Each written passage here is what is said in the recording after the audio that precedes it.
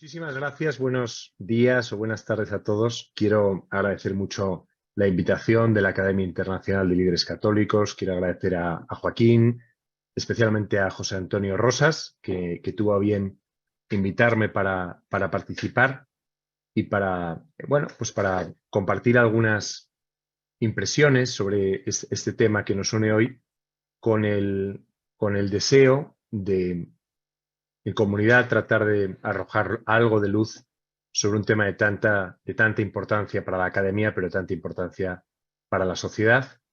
Y bueno, como me toca en este momento abrir la reflexión sobre un tema que es potencialmente inacabable, como es el de la maternidad y la paternidad y el diálogo y la responsabilidad compartida entre el hombre y la mujer, pues he pensado que quizás sería interesante dedicar unos minutos a enmarcar ese tema en el contexto de la Mulieris Dignitatem del Papa Juan Pablo II, que ahora celebramos sus 35 años desde su publicación, y enmarcarlo también en el contexto del día de hoy, en el que celebramos la fiesta de la Virgen de Fátima.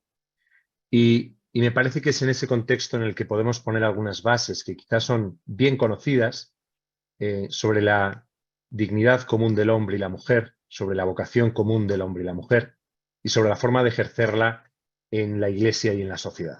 Verdades que todos conocemos muy bien, pero que no está de más volver a ellas en momentos sobre todo de muchísima confusión en la sociedad y de muchísima manifestación de esa confusión en el ámbito político, en el ámbito jurídico, en el ámbito empresarial, social y cultural. En definitiva, probablemente no diga nada nuevo, es más bien un homenaje a la figura de San Juan Pablo II, a la figura de nuestra madre y una quizás aplicación práctica de las enseñanzas de este gran Papa a día de hoy, para iluminar nuestro quehacer en el ámbito de la política, en el ámbito de la academia en particular. Bueno, es interesante pensar que en el contexto de la aparición de la Virgen en Fátima a los tres pastorcillos, se reveló a unos niños que por ser niños estaban en condiciones de creer todo lo que les decía su madre, de confiar en ella, y es interesante que esa devoción que esos pastorcitos tenían es una devoción que han tenido todos los papas desde ese momento, y es una devoción que en particular ha tenido el Papa Juan Pablo II, que visitó en persona en 3 ocasiones el lugar de las apariciones, el Papa Benedicto XVI, que visitó también el lugar de las apariciones, pero que además consagró a todos los sacerdotes al Inmaculado Corazón de María, y del Papa actual, del Papa Francisco, que consagró su pontificado entero a la Virgen de Fátima y que en mayo del 2017 visitó el santuario para conmemorar los 100 años de las apariciones.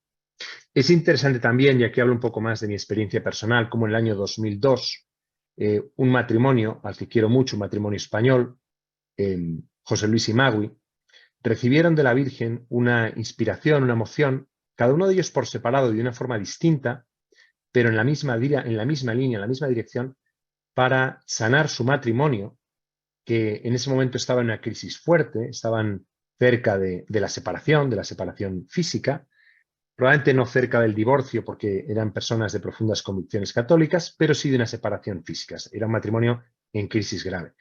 Y fue en Fátima, y fue a través de una emoción fuerte de la Virgen, por lo que descubrieron que su misión era sanar su matrimonio y luego llevar esa sanación a otros matrimonios, explicándoles el matrimonio como Dios lo pensó, explicándoles la verdadera naturaleza, el verdadero significado del matrimonio.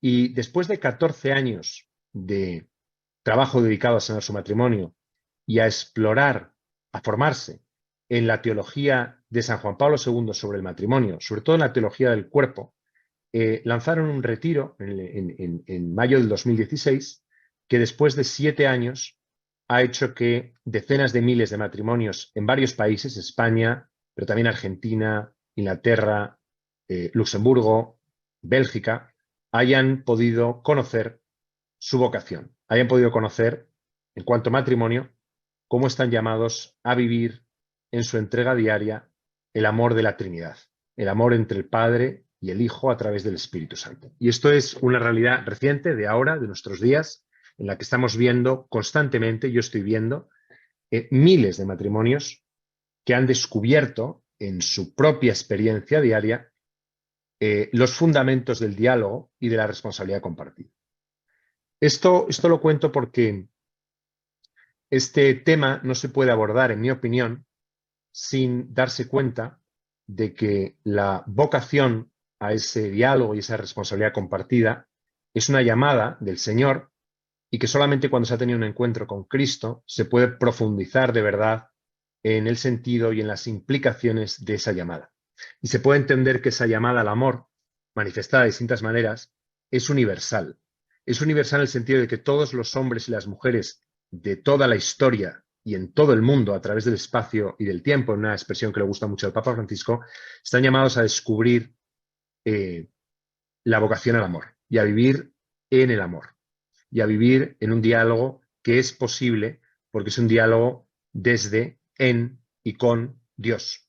Entonces, creo que no está de más hoy a los 35 años de la Mulieris Dignitatem, que se publicó un año antes de la publicación de Christi Fideles Laici, y que además coincidió más o menos, se publicó un poquito después de la conclusión de las catequesis que casi todos los miércoles durante 6 años el Papa Juan Pablo II dedicó al amor humano, pues no está de más, como digo, reflexionar sobre las fundamentaciones filosóficas y teológicas del tema que nos convoca hoy, para luego a continuación hacer algunas reflexiones sobre sus implicaciones más prácticas. Ya digo, dentro del ámbito de la Iglesia, pero sobre todo en el ámbito de la política, en el ámbito de la empresa, en el ámbito de la sociedad civil, en definitiva. Bueno, dicho esto, me gustaría hacer algunas reflexiones al principio sobre la dignidad humana del siglo XXI y la relación que ha tenido la evolución de ese concepto, el análisis de ese concepto en la concepción del papel de las mujeres en la sociedad. Lo voy a hacer de manera muy breve, ese va a ser el primer punto. Luego voy a detenerme un poco más en los fundamentos bíblicos de la dignidad humana, y por tanto de la dignidad que tienen el hombre y la mujer. A continuación, haré alguna reflexión sobre la teología del cuerpo de Juan Pablo II, porque me parece que es un tesoro que solamente de forma reciente se está empezando a descubrir. Y como digo, he puesto un ejemplo, pero podría poner otros de cómo una teología que es una meditación bíblica, cuando se lleva a la realidad, tiene una capacidad inmensa para promover ese diálogo y esa responsabilidad compartida. Y es una responsabilidad compartida que, como me gustaría apuntar en el siguiente momento de la presentación, llega hasta el papado de Benedicto XVI y del Papa Francisco, y tiene manifestaciones muy concretas en Evangelii Gaudium y en Fratelli Tutti sobre todo. Con Fratelli Tutti quiero concluir haciendo una referencia a la vocación universal de hombres y mujeres a promover el bien común de toda la sociedad y el bien común a todos los niveles, desde el ámbito de la familia hasta el ámbito de las estructuras políticas, económicas, jurídicas y empresariales. Y con eso concluiré mis reflexiones. Bueno, entonces, como decía al principio, entrando en el concepto de dignidad, este concepto, dice un filósofo español muy reconocido, Javier Gomalanzón, es un concepto que puede probablemente considerarse el de dignidad humana, quiero decir, el concepto más revolucionario en la filosofía del siglo XX, con aplicaciones prácticas extraordinarias. Es un concepto que aparece en toda clase de textos jurídicos, interpretado de maneras muy diferentes, que inspira debates éticos de enorme potencia en el ámbito de la bioética, en el ámbito del aborto, de la eutanasia, de manipulación genética, de la clonación, que está en el origen de movimientos sociales e ideológicos fuertes, como el feminismo, el ecologismo, el animalismo, o movimientos como el movimiento de los indignados, que se extendió a través de muchos países con ocasión de la crisis económica y financiera del año 2007 y 2008.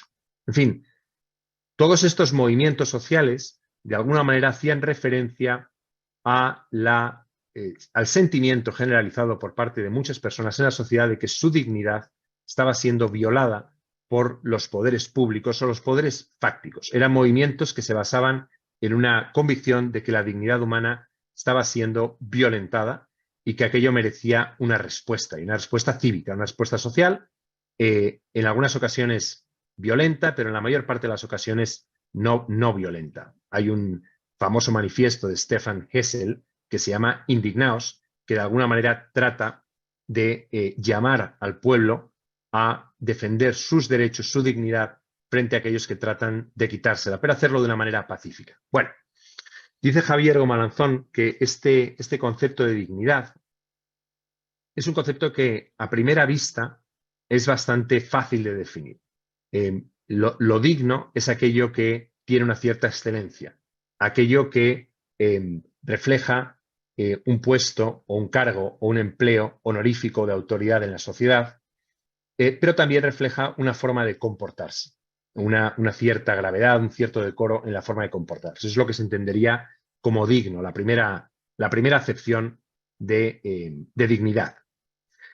Claro, si la dignidad es la cualidad de ser digno, ¿qué es ser digno? Ser digno, según el diccionario y la Real Academia Española, es ser merecedor de algo. Y además de ser merecedor de algo en proporción al mérito que uno ha alcanzado. Ser digno también es comportarse de acuerdo con la dignidad que tiene uno. Ser digno también es algo que se puede aceptar o utilizar sin destoro. Por ejemplo, un salario digno. Por ejemplo, una vivienda digna. Ser digno también es tener una calidad, cuando se refiere a una cosa, tener una calidad aceptable. Bueno, eso son definiciones de diccionario.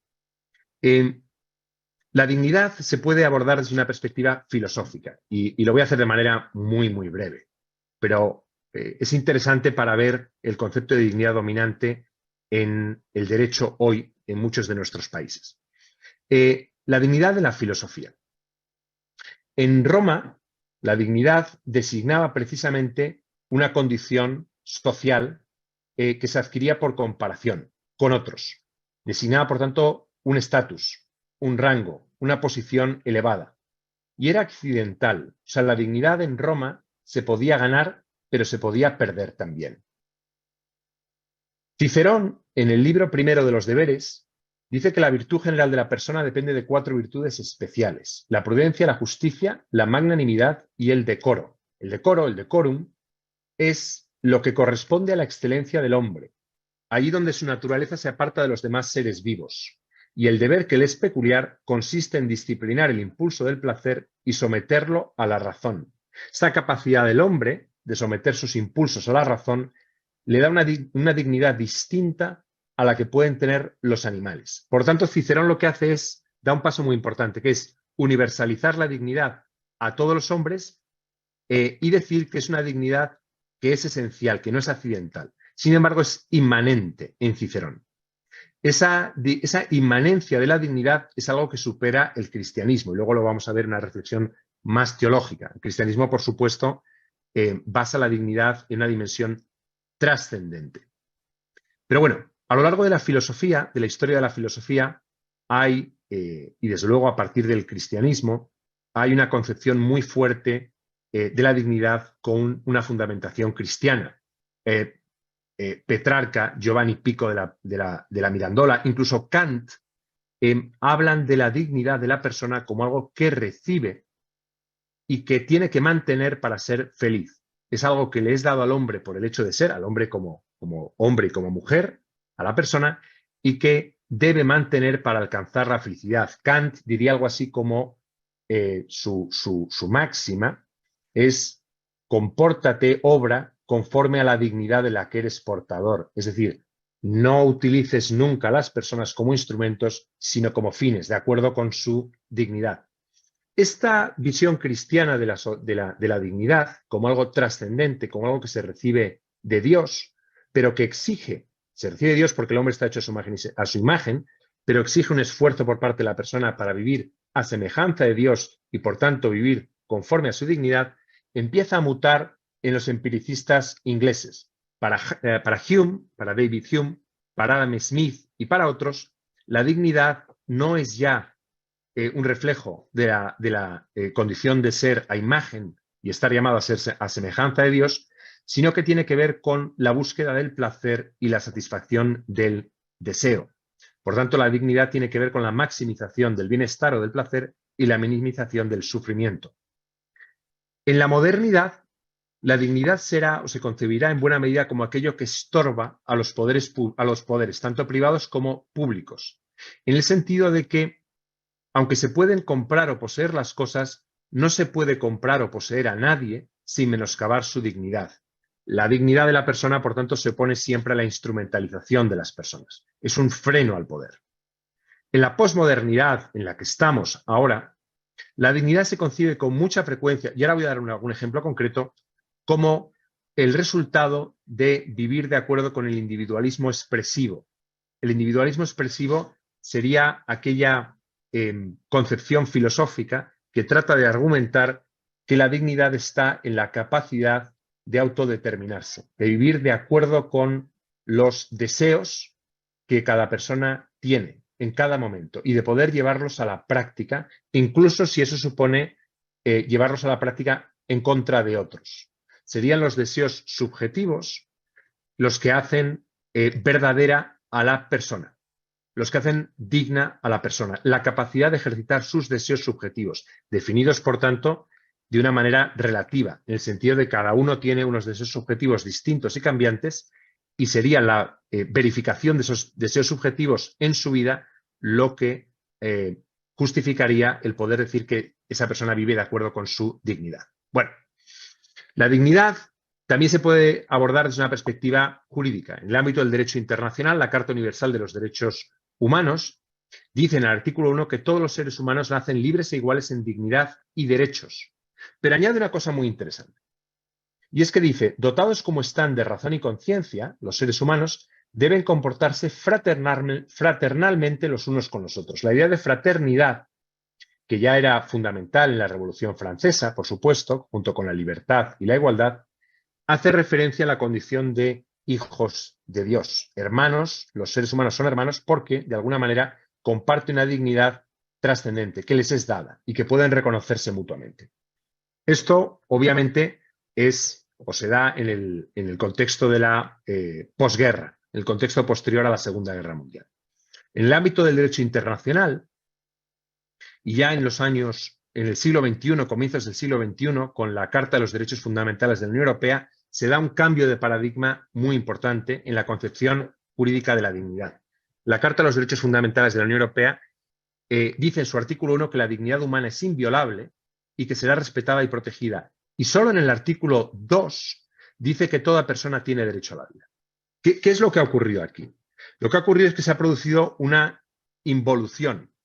Mientras que en la Carta Universal de los Derechos Humanos primero está la vida y luego está la dignidad, en la Carta de los Derechos Fundamentales de la Unión Europea primero está la dignidad y luego está la vida. Lo que ocurre es que primero está la dignidad entendida como la capacidad de satisfacer los deseos subjetivos y después está la protección de la vida. Y esto es un giro antropológico de primera magnitud que tiene consecuencias muy prácticas. Y por dar algún ejemplo concreto de consecuencias en el ámbito legislativo, y por ceñirme a España, aunque lo podría extender con facilidad a muchos otros países y también a la Unión Europea, si uno toma la Ley Orgánica 2/2010 de 3 de marzo de salud sexual y reproductiva y de la interrupción voluntaria del embarazo, lo que se dice en el preámbulo es que el desarrollo de la sexualidad y la capacidad de procreación están directamente vinculados a la dignidad de la persona y al libre desarrollo de la personalidad. Y el artículo 1 dice que esta ley orgánica tiene por objeto garantizar los derechos fundamentales en el ámbito de la salud sexual y de la salud reproductiva y regular las condiciones de la interrupción voluntaria del embarazo y de los derechos sexuales y reproductivos. La Ley Orgánica 3/2021 de 24 de marzo, regulación de la eutanasia, dice que un bien constitucionalmente protegido es la dignidad y la autonomía de la voluntad y que, por tanto, la eutanasia debe supeditarse a las convicciones morales de cada persona sobre la preservación de su vida en unas condiciones que considere incompatibles con su dignidad personal. Es decir, que la eutanasia es un derecho subjetivo que debe activarse cuando alguien considera que las condiciones en las que vive ya no son compatibles con su dignidad, con la forma que considera digna de vivir. La ley, y ya con esto termino los ejemplos jurídicos, la ley 4/2023 de 28 de febrero para la igualdad real y efectiva de las personas trans y para la garantía de los derechos de las personas LGTBI, dice en su artículo 1 que la ley tiene por finalidad garantizar y promover el derecho a la igualdad real y efectiva de las personas lesbianas, gays, trans, bisexuales e intersexuales y de sus familias, y que, por tanto, en nombre de la dignidad, regula el procedimiento y requisitos para la rectificación registral relativa al sexo y, en su caso, el nombre de las personas, así como sus efectos. Esa misma ley dice que, en virtud del principio del respeto a la dignidad de las personas, los menores de edad que hayan obtenido la inscripción registral del cambio de nombre por razón de identidad sexual, sin modificar dicha mención relativa al sexo en su inscripción de nacimiento, tienen derecho a que las administraciones públicas, entidades privadas y cualquier persona, natural o jurídica, con la que se relacionen, le reconozcan ese cambio de nombre simplemente por el hecho de la inscripción registral, sin haberse sometido a una operación de cambio de sexo. Es decir, de acuerdo con el respeto a la dignidad, se impone una obligación a los demás de comportarse de una manera que va contra la verdad objetiva. Bueno, esta involución en el concepto de dignidad ha sido santificada, ha sido llevada al ámbito del derecho constitucional por el Tribunal Constitucional hace 3 días, Tribunal Constitucional Español hace 3 días, cuando confirmó que en España hay un derecho subjetivo al aborto. No es que ya el aborto sea un drama que haya que minimizar y que en determinados casos pudiera ser aceptable como la jurisprudencia anterior del Tribunal Constitucional, sino que hay un derecho fundamental, un derecho subjetivo al aborto, sobre la base de la dignidad. Entonces, esta idea de la dignidad que también está detrás de las ideologías feministas incorrectas, que ya el propio San Juan Pablo II denunciaba de alguna manera en Mulieres Dignitatem, es necesario recuperarla. Es necesario recuperar el concepto auténtico de dignidad si se quiere promover un diálogo respetuoso entre el hombre y la mujer, en el contexto del matrimonio, pero también en el ámbito de la sociedad y en el ámbito de la política. Por eso es importante, y ahí voy ahora mismo, al segundo punto o al siguiente punto de mi presentación, que tiene que ver con los fundamentos bíblicos del concepto de dignidad. Y aquí hay como 3 pasos. El primero es Génesis 1 a 3, y en concreto Génesis 1, sobre el misterio de la creación. Todos sabemos que allí se describe, en Génesis 1 y en Génesis 2, se describe la creación del mundo. Hay 2 relatos, el diavista y el sacerdotal, pero en los 2 se explica que la creación del hombre está al final, es el culmen de la creación del mundo por parte de Dios. Y que Dios, en Génesis 1, describe todo lo que ha hecho una vez ha creado al hombre, hombre y mujer, como muy bueno. Es, por tanto, el culmen de la creación. Hasta ese momento del primer día al día quinto, había dicho Dios que todo era bueno. Sin embargo, al crear al hombre, como hombre y mujer, describe que era muy bueno. Pero también en ese contexto es interesante ver cómo Dios crea al ser humano, le da el dominio sobre todo, y sin embargo, el hombre no encuentra ninguna ayuda adecuada, no encuentra ningún otro ser con el que relacionarse de igual a igual, de tú a tú. Y ahí se produce lo que se llama la soledad originaria, el sopor originario. El hombre se encuentra solo frente a la creación y Dios dice aquellas palabras de no es bueno que el hombre esté solo, voy a darle una ayuda adecuada. Y crea a la mujer de la costilla del hombre. Pero para hacer eso sume al hombre en un sopor profundo, como una especie, dice Juan Pablo II en sus catequesis, le sume en la no existencia para volver a crearle, pero ya como hombre y mujer. Y ahí se produce el famoso grito de Adán que exclama extasiado ante la mujer, esta sí que es carne de mi carne y huesos de mis huesos. Y a continuación Dios dice, y por eso, Génesis dice, y por eso dejará el hombre a su padre y a su madre, se unirá a la mujer y serán los dos una sola carne. Sabemos que en el contexto de la teología del cuerpo de Juan Pablo II, la referencia al Génesis, a Génesis 1 y a Génesis 2, no es directa, es indirecta. Es a través de Mateo 19, 3-12, donde en una discusión entre Jesucristo y los fariseos que le trataban de pedir explicaciones sobre su doctrina sobre la indisolubilidad del matrimonio y le hacen ver que Moisés había permitido el libelo de repudio al pueblo elegido, Jesucristo responde diciendo que eso es por la dureza del corazón de los seres humanos, pero que al principio no era así.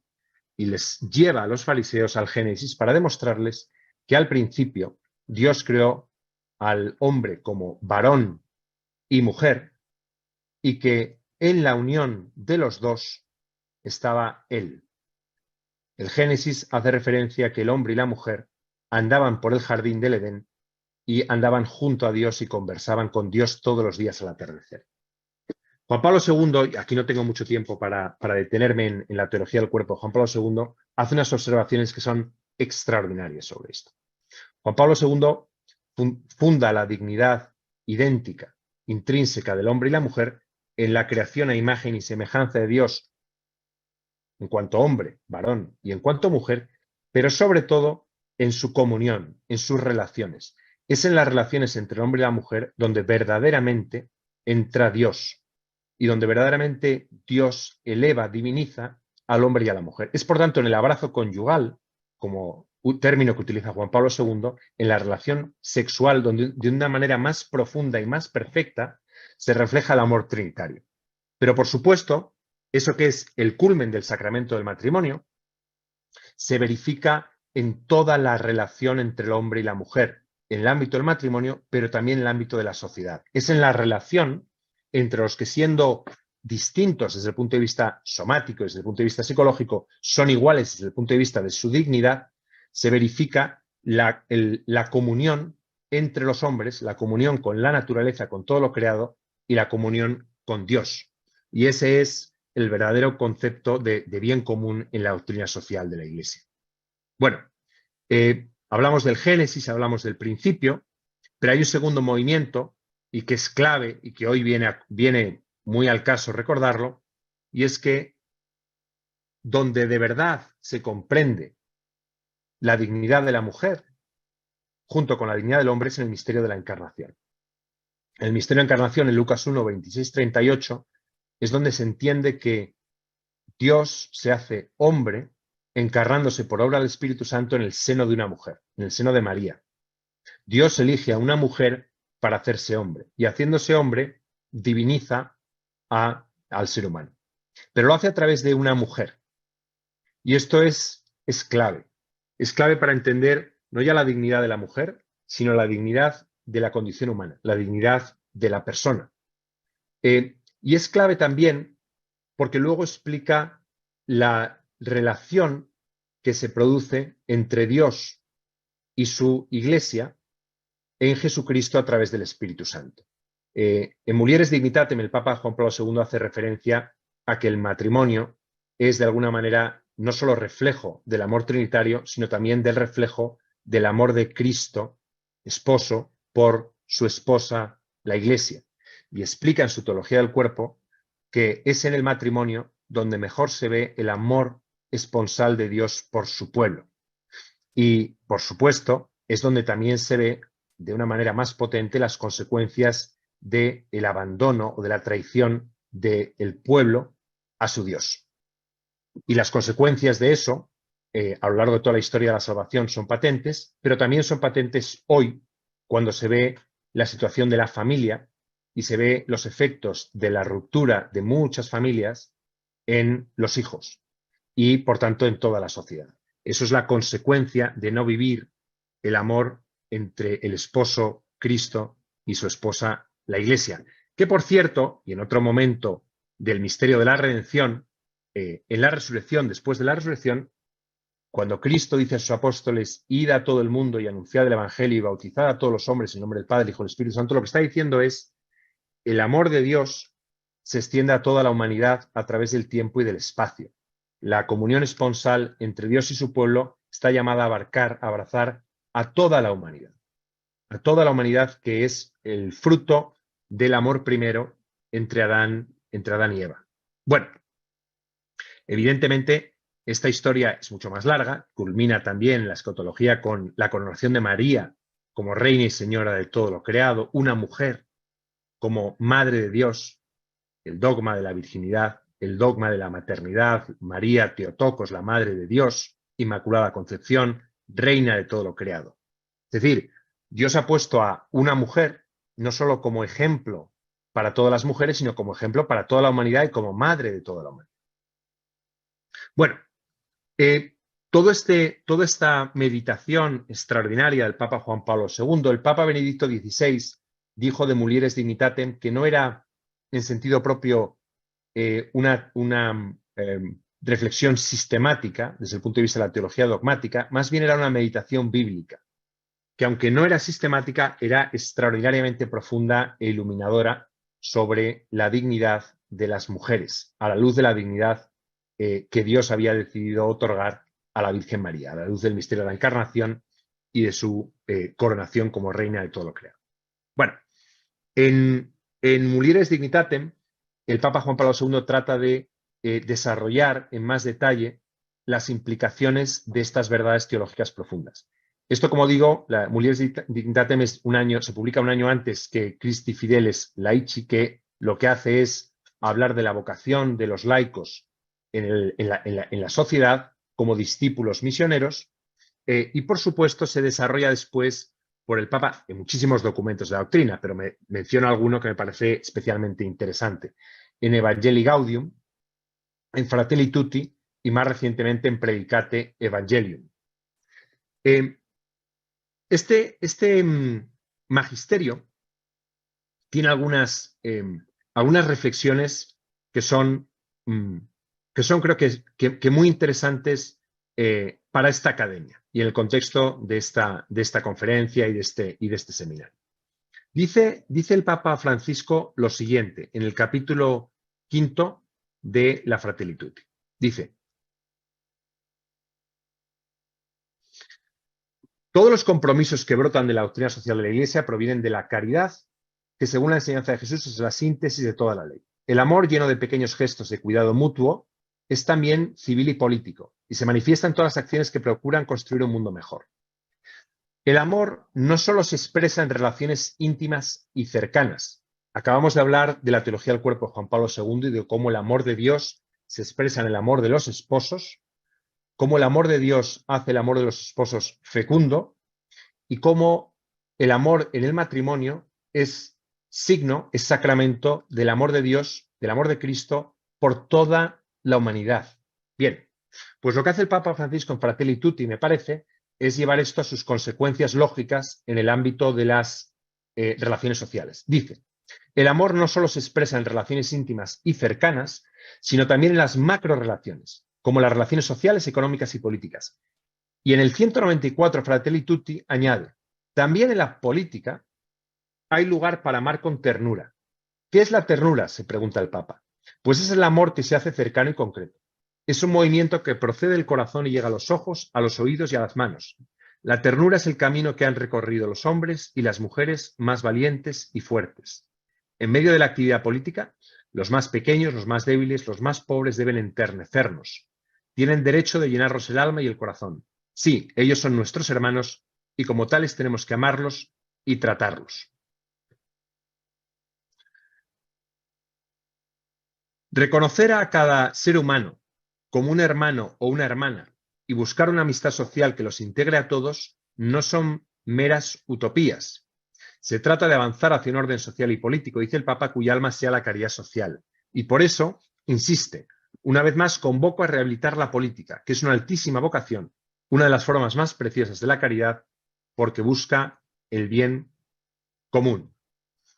Es decir, del amor entre el hombre y la mujer en el matrimonio, del diálogo entre ambos, del reconocimiento de su mutua dignidad y de la asunción de que el don que han recibido es también una tarea para construir sociedad civil, una tarea para promover el bien común, se puede pasar al amor social, a la caridad social que busca que la misma ternura entre los esposos y entre los esposos y el fruto de su amor, que son los hijos, impregne todas las estructuras sociales, políticas y económicas. Esto podría parecer muy utópico, muy idealista, incluso muy ñoño, pero tiene una profundidad teológica impresionante.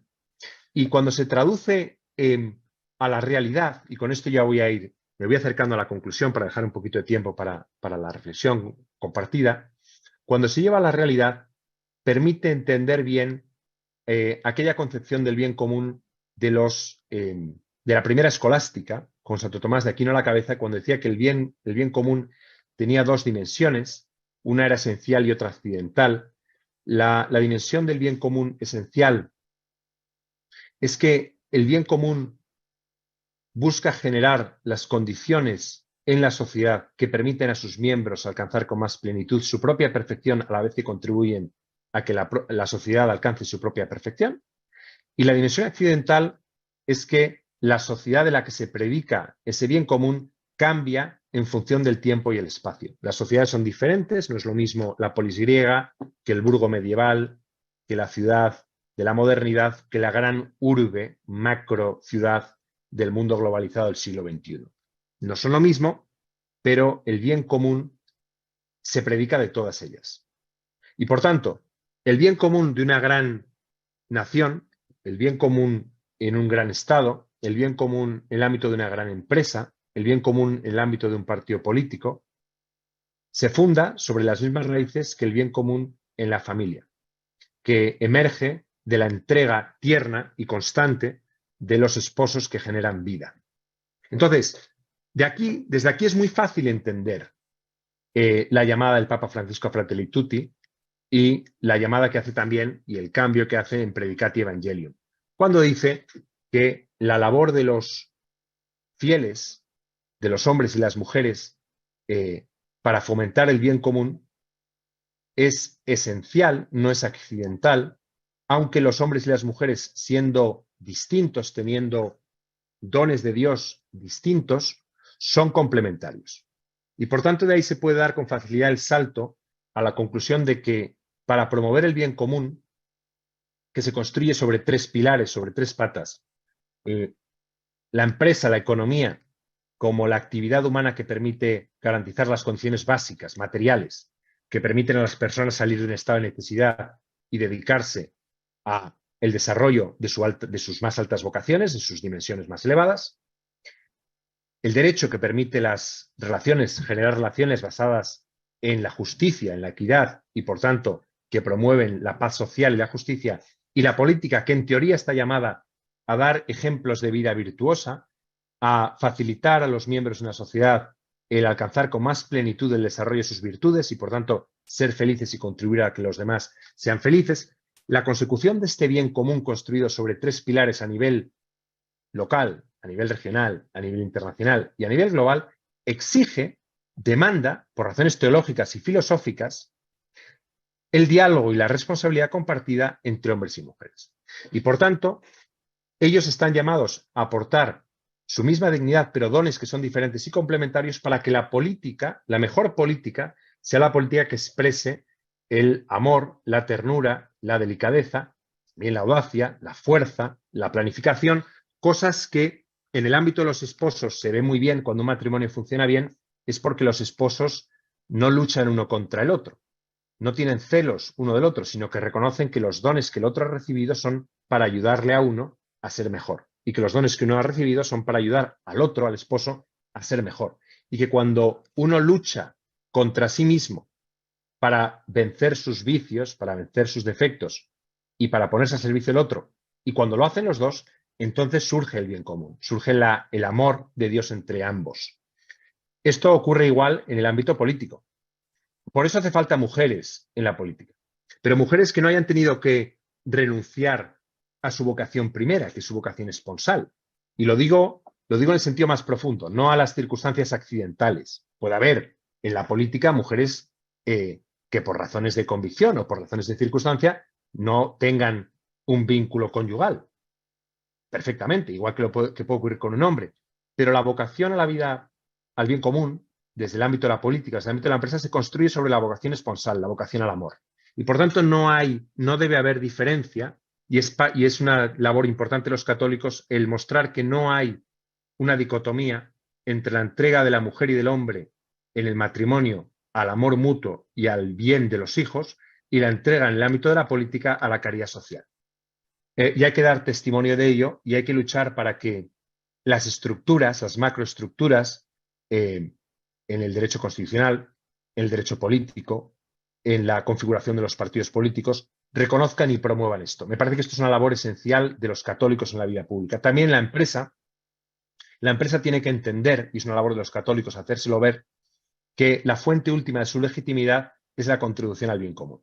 La segunda escolástica, la Escuela de Salamanca, con Francisco Vitoria a la cabeza, deja esto muy claro. La legitimidad moral de la empresa es no el ánimo de lucro en sí, sino la contribución al bien común, de la que se desprende la generación de beneficio. Pero el beneficio, si se obtiene en contravención del bien común, es ilegítimo, es inmoral. Y lo mismo en el ámbito del derecho. Estas leyes de las que he hablado son una violación profunda de la dignidad, son una violación profunda de la dignidad de la mujer y la dignidad del hombre, es una traición a la feminidad, son una traición a su vocación esponsal y merecen una resistencia profética, iba a decir, por parte de los católicos para que se entienda por parte de la mayor parte de los miembros de la sociedad que esas leyes van absolutamente contra la dignidad de la mujer y que lo que se plantea como una ganancia, como un avance, como un progreso, y esto es muy frecuente, ¿verdad?, en nuestros países, no se puede retroceder en la consecución de derechos. Retroceder en la consecución de los derechos es una derrota de la mujer, de las conquistas alcanzadas en las últimas décadas a favor de la mujer. Esto es una estupidez de mucho cuidado, esto es una aberración, esto es un engaño absoluto. Esto es ideología que debe denunciarse con paz, con humildad, con mansedumbre y, por tanto, con audacia. Esto va absolutamente contra la dignidad de la mujer, va contra el matrimonio y va contra el bien común. Con lo cual, ya concluyo, es la ternura, es la atención por los más débiles y los más pequeños, que en cada caso se puede interpretar de manera distinta. Habrá que ver en cada contexto quiénes son los débiles y pequeños. En algunos casos, en algunas sociedades serán los niños, en otras casi siempre los pobres, en algunas son las mujeres, da igual, en otras los ancianos.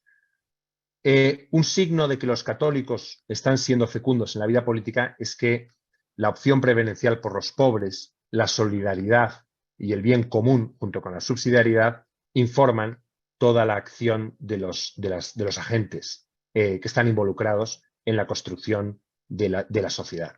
Eso es un signo claro de la acción de los católicos. Y a eso está llamada la academia y a eso estamos llamados todos nosotros en diálogo entre hombres y mujeres, reconociéndonos una vocación al amor juntos. No hay salvación separados unos de otros. No hay salvación para las sociedades humanas incluso si no hay un diálogo fecundo y respetuoso entre los hombres y las mujeres en el matrimonio y en cualquier institución humana que merezca llevar ese adjetivo de humana. Bueno, y con esto concluyo. Muchísimas gracias. Espero no haberme extendido demasiado y a disposición.